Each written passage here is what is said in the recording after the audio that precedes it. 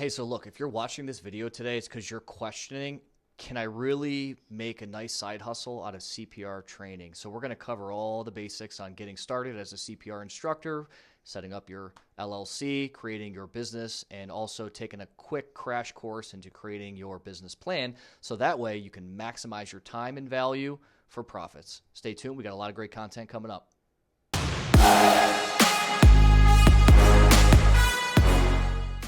All right, guys, so look, you're in a 9 to 5, you feel kind of stuck, you want to create some passive income or some income that you can add to what you're already doing, and you're considering starting a CPR training company. So this video is designed and made directly for you. First things first, I want to make sure that we're very clear. There is no such thing as a get-rich-quick scheme. I hate to break it to you. This is going to take some time, and it's also going to take a lot of work on your end. So if you're willing to commit the time to it, it can absolutely be something profitable for you on the side that you can run.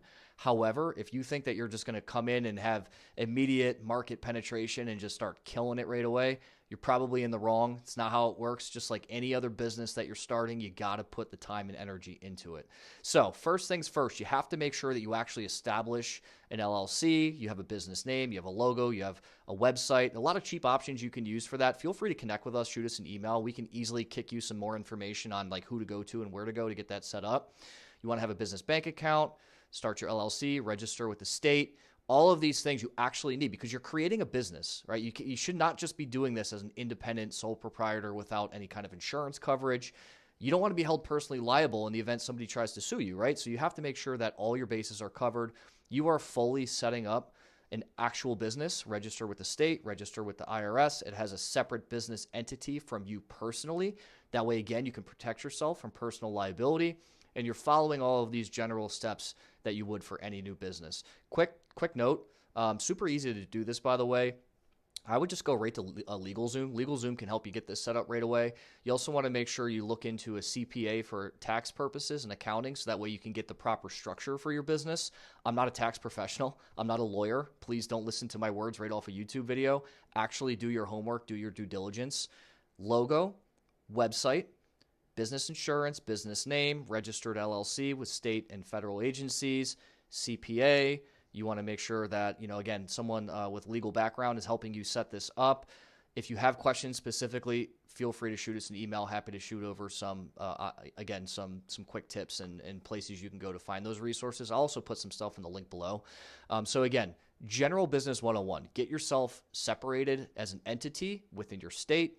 And also, when you're creating a business name, this is oftentimes overlooked. People just try to be clever with the business name, right? Don't pigeonhole yourself because you never know how much you can grow this business. So for example, if you have your direct city that you live in, right? So I'll say I live in Pennsylvania, for example. So I were to name my company Bucks County CPR. What happens if I actually grow my business and I leave Bucks County and I have other locations in different areas, right? So you don't want to pigeonhole yourself with the name. So definitely really want to think about that specifically and make sure that you have something mapped out that makes sense, that separates you, that's unique, and that's catchy, right? Again, work through all those business setup ideas, set up those strategies. This is an industry where if you actually put time into it and you have recurring business operation, recurring revenue, students come back to you, they enjoy the experience, it can be very profitable, all right? So after you get everything set up, you obviously want to make sure that you're an instructor, you become an instructor. If you have questions on Red Cross specifically, we're happy to help you with that. We have a great program for new people starting up with Red Cross, as a matter of fact. I'll link that in the description below as well. But you want to consider who your audience is. What is your target market? Are you going to be primarily targeting healthcare, people in healthcare? So dental offices, hospital systems, family practices. If so, you're probably going to want to go the American Heart route, and you're also going to want to do basic life support, BLS. So you'll become an instructor in that discipline through that organization specifically. If you're focused on schools and summer camps and just office staff and things like that, two good options that you have. American Red Cross, like I mentioned, also Health and Safety Institute. So become an instructor in those organizations, in those disciplines for first aid, CPR, and AED, right? So you want to make sure that you're mapping out your target audience so you know what kind of instructor course to take, and that way you know what you're going to offer, right? It's just like any other business plan. Go to ChatGPT and have them write you a CPR training business plan. I guarantee you it's going to be very effective and useful, and it's free to do. So you can get a lot of great ideas doing that. And then again, you got to put some time into it. So you have to, outside of your 9 to 5, you have to work on your 5 to 9 side hustle. Just like anything else that you do on the side, you got to put time in. You got to find a location to teach out of, or if you're going to go direct to your customer's place of business, right? And that way you don't have to pay any rent or anything like that.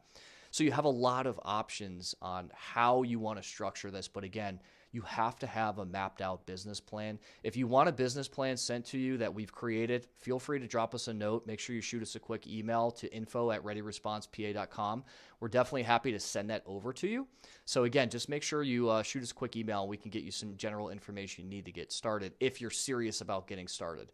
I'll be honest with you, we're going to jump on a call and I'll know in the first 30 seconds if you're serious or not. So make sure that you're really into this, you want to do this, you think that there's opportunity in your area for training services that you want to get into. So again, drop us a note if you have specific questions. This is a 30,000 foot overview crash course on how to get started, some things to start thinking about.